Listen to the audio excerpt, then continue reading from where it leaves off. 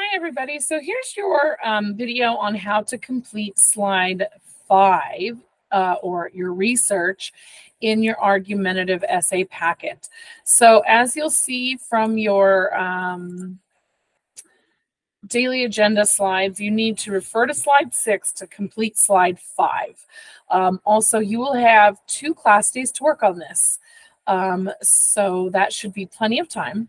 So just a review of the type of sources and information we can find. Types of evidence. So we have facts or statistics. This is well, facts are nonfiction, obviously. They're real, and statistics would be numbers, right? So here's an example. In 2014, a 2014 study by Economic Policy Institute estimated that people with 4-year college degrees earned 98% more per hour than those who did not finish college. That's a statistic, 98% more. And let's see, you would use this to prove that on the average, college graduates earn more money.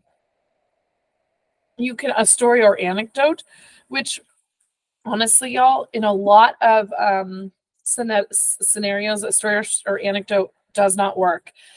In a research paper, a story or anecdote does not work. But in an argumentative essay, it does. Okay, so a story or anecdote is the experience that you have had. You can also do like third-party experiences, something you've heard about, but try to avoid that. Try to stick to something that you know firsthand. Okay, let's see. An example. They're kind of similar to story or anecdotes, but let's see how they're different. So to become a web designer, real estate agent, or chef, you don't have to have a college degree, but having a degree won't prevent you from getting any of those jobs. On the other hand, you can't become a teacher, an accountant, a doctor, or an engineer without a degree. So this is not, it's different than an anecdote or a story in that it's not specific to you.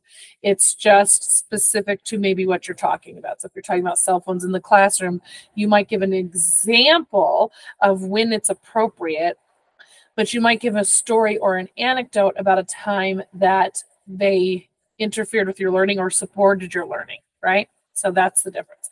A quote, which honestly, a quote's kind of like a little bit of it can go through a lot of things. A quote can also be a fact or statistic, okay? But basically a quote is just word for word someone else's writing. So now as a junior, I'm happier than ever. I am stimulated by my academic work and enthusiastic about my growth as a writer. So this can be a quote from an expert or a non-expert, and it might be like a firsthand experience. So like if you're talking about it could be firsthand experience, or it could also be a fact or a statistic, right? But let's say you're talking again about the cell phones in the classrooms. You would say you might interview an older student who has had both been able to have and not have cell phones in the classroom or whatever, right? Then a scenario is where it's sort of like setting up a situation that gets your reader to understand what you're talking about. So it's a what if situation. Suppose you get a 40-hour work week job that paid $10 an hour over the course of 1 year. That totaled $19,200. If you could save half of that, which would be about $9,600, you could pay for a year of in-state tuition at many public colleges. This is to prove that it's possible to save good money during a gap year. Okay. So those are the different kinds of evidence you need to find. So in your argument essay research organization, remember, this is not a research paper, but you're going to have to do a little bit of research. So you need to have 3 types of evidence, including 1 fact and statistic and 1 example. The other thing you have, I don't care. You'll notice I put 2 boxes for facts and statistics just because you might have 2. You don't have to. Read those directions. You have to have 1, at least 1, right?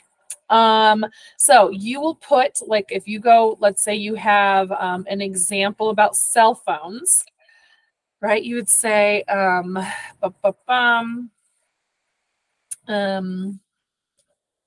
let's just do a fact or let's do a quote.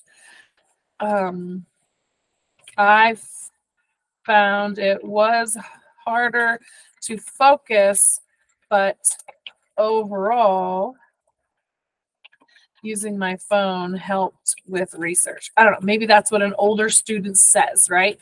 So then they say, like, Abby Lee Miller, 8th grader.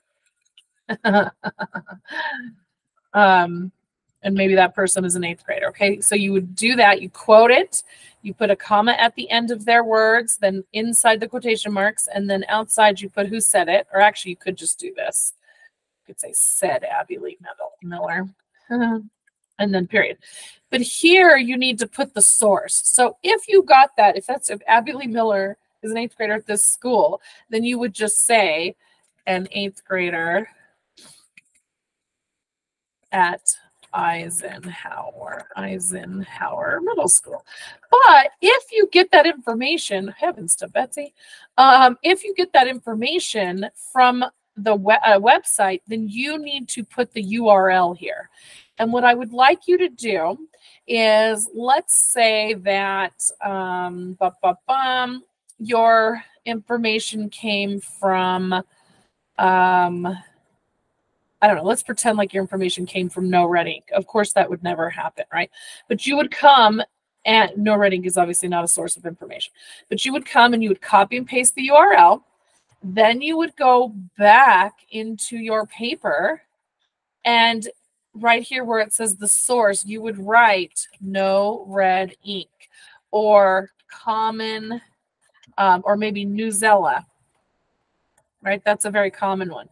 And then you would link with highlight the word and use this little paperclip icon, and then do Control Paste. And now you just have that instead of this big long URL that takes up all this space. Okay. Let's see. So yeah. So you need to, you're not going to have a URL for everything, right? In fact, you'll probably only have a URL for your factor statistic. If you need help doing that, let me know. And I will put links to possible good sources in the drive. The other thing I want to show you is, like, let's say that you are, this is how you should research. So I'll put links for potential sources, but let's say you want to do, are cell phones useful in class, or should mammals be held in captivity? Should mammals be held in cap? You can start with a Google search, right?